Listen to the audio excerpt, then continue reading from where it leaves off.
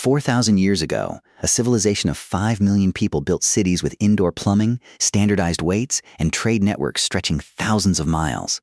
They left behind no weapons, no royal palaces, no war art, and a writing system that no one on Earth has ever decoded. This is the Indus Valley Civilization, and almost nobody talks about it. Think about that for a moment. The largest civilization on the planet at its peak, bigger than Egypt, bigger than Mesopotamia, and yet it barely appears in textbooks, barely features in documentaries, and remains one of the most misunderstood stories in all of human history.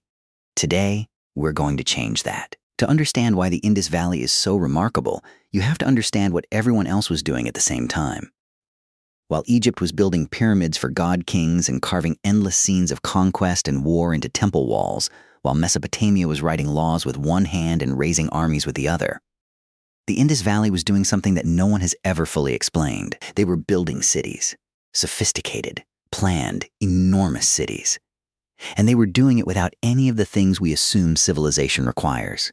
No warrior kings, no military fortresses, no mass graves from battles, no glorified violence in their art. None of it. The city of Mohenjo-daro, one of the largest Indus settlements, had a population of around 40,000 people. Enormous for its time. Its streets were laid out in a near-perfect grid, oriented to catch the prevailing winds. Houses were built from standardized bricks, the same size and ratio across hundreds of settlements spread over more than 1.5 million square kilometers. Let that sink in. Standardized bricks. Across a civilization larger than modern-day Pakistan and India combined. Someone was coordinating this. Someone had decided on measurements, on ratios, on how a city should look and function. But who? That's where the mystery begins. In every other ancient civilization, when you dig deep enough, you find the king. You find the palace, the tomb, the monument, the inscription that says, "I am the ruler. I conquered this. I built this for my glory." In the Indus Valley, you find nothing like that. Archaeologists have excavated Mohenjo-daro for over a century. They found a great bath, a massive public pool of fired brick, waterproofed with bitumen, fed by a sophisticated water supply system. They found granaries that could store enormous quantities of grain. They found hundreds of identical small houses alongside larger structures that might have been public buildings. What they did not find was a palace. They did not find a throne room. They did not find a royal tomb filled with servants sacrificed to serve their master in the afterlife. They did not find statues of rulers, inscriptions celebrating military victories, or monuments to individual power. One small statue, known as the priest king, shows a bearded man in an elegant robe. It's the closest thing to a portrait of authority that the Indus Valley ever gave us. But even that name, priest king, was assigned by archaeologists trying to make sense of something they didn't understand. We don't know who he was. We don't know what role he played. We don't even know if he was real or symbolic. This raises a question that still haunts archaeologists today. Who was in charge? How did 5 million people, spread across hundreds of cities and thousands of smaller settlements, coordinate a unified civilization for 2,000 years? Without, apparently, anyone sitting on a throne and commanding it? Some scholars believe the Indus Valley may have operated as some form of distributed governance. Local councils, merchant guilds, or civic leadership structures that left no trace in monuments because they never sought monuments. Others think we simply haven't found the center of power yet. But after more than a century of excavation, that seems increasingly unlikely. The Indus Valley may have been, genuinely, something we have almost no template for. A civilization that organized itself without a singular ruler. And it worked for 2,000 years. The sophistication of what they built is almost impossible to overstate. Every major Indus city had a drainage system, not a crude channel dug in the dirt, but a covered brick sewer network running beneath the streets, connecting individual homes to citywide waste disposal. Private houses had bathrooms. Waste flowed through pipes into covered drains that ran along every street. Inspection holes allowed workers to maintain the system. Rome, which we celebrate as the pinnacle of ancient engineering, would not develop a comparable sewer system for another 2,000 years. The Indus Valley had running water and indoor sanitation when most of Europe was still in the Stone Age. They also had standardized weights and measures across the entire civilization. Archaeologists have found small cuboid weights, made from chert, a fine-grained stone, in precisely calibrated ratios in cities thousands of kilometers apart. The same unit of measurement was used in Harappa in the north and in port cities on the coast of what is now Gujarat. This means there was trade, coordinated, standardized, long-distance trade, and that trade stretched far beyond their own borders. Indus Valley seals, small carved stones with their undeciphered writing, have been found in Mesopotamia.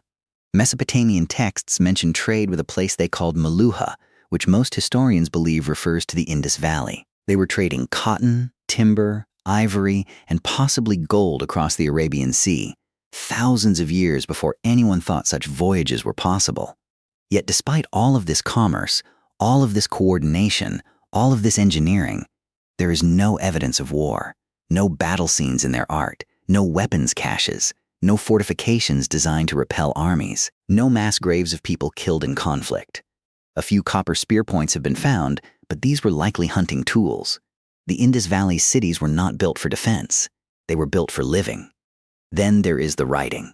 The Indus script is one of the great unsolved mysteries of the ancient world. Over 4,000 examples have been found, carved into small square seals, inscribed on pottery, stamped on trade goods. The script uses somewhere around 400 distinct symbols. It was written in a consistent direction. It shows signs of a structured system, and no one has ever decoded it.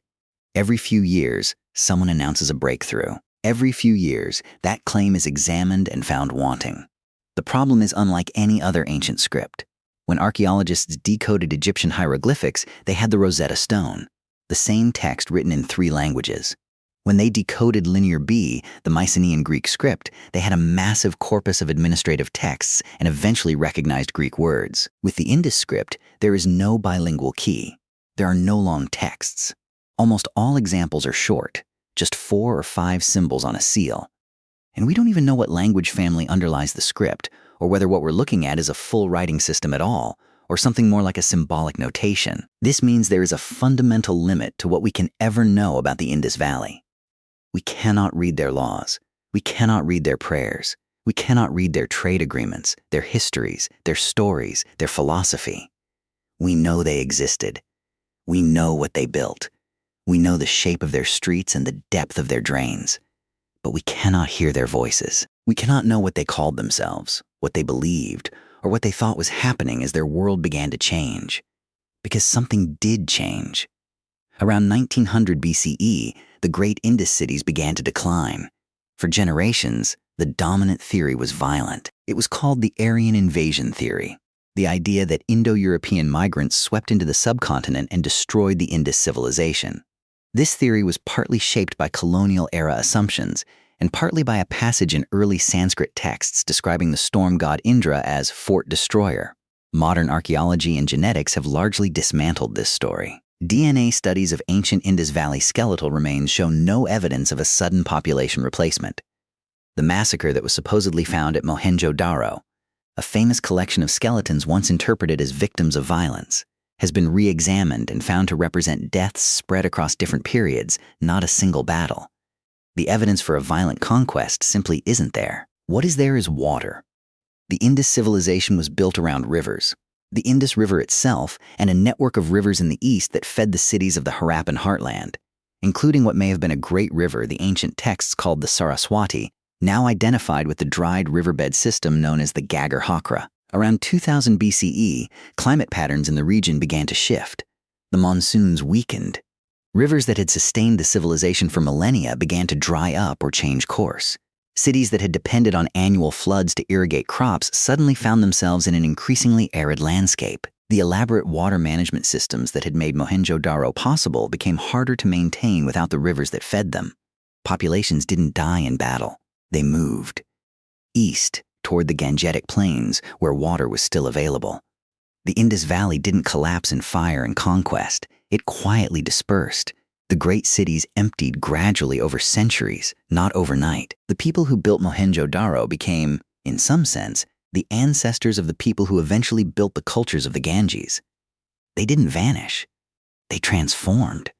But their cities fell silent, and their writing system died with the civilization that created it, taking with it every secret they ever kept. So what do we do with this? The Indus Valley Civilization lasted approximately 2,000 years. In that time, it built some of the most sophisticated urban infrastructure the ancient world ever produced. It traded across oceans. It coordinated a civilization larger than any other on Earth at the time. And as far as we can tell, it did all of this without glorifying war, without building monuments to rulers, without constructing the machinery of conquest. And it was ultimately brought low, not by an enemy, but by climate, by the slow, patient shift of rainfall patterns that dried the rivers and made the old ways impossible. There is something in that story that should feel uncomfortably familiar. We live in a world that has built extraordinary systems of trade, of communication, of food production, and water management, all of them dependent on environmental stability that we are now actively destabilizing. The Indus Valley people didn't choose the climate shift that ended their world, but the lesson their story offers is real. Even the most sophisticated, most peacefully organized civilization is fragile in the face of a changing Earth. Mohenjo-daro still stands today, or what remains of it. You can walk those grid streets. You can see the outlines of the drains beneath the ground. You can stand at the edge of the Great Bath and understand, in your body, that someone stood here 4,000 years ago and solved a problem that Rome wouldn't think to solve for another 2 millennia. And somewhere beneath the dust, there are still seals with symbols no one can read. There are still voices waiting to be heard in a language no one knows how to listen to. The Indus Valley Civilization existed for longer than the distance between ancient Rome and the present day. They built something extraordinary. And what ended them was not a sword, not an invader, not a tyrant. It was the planet deciding their rivers had somewhere else to go. Perhaps the most important thing they left us is not their plumbing, not their cities, not even their mysterious script. Perhaps it's the question, what else don't we know? How many civilizations have risen and fallen, left their marks in the earth, and disappeared before anyone thought to write them down in a language the future could read? The Indus Valley had 5 million people. They had a name for themselves. And we don't know what it was. That silence is the oldest mystery of all.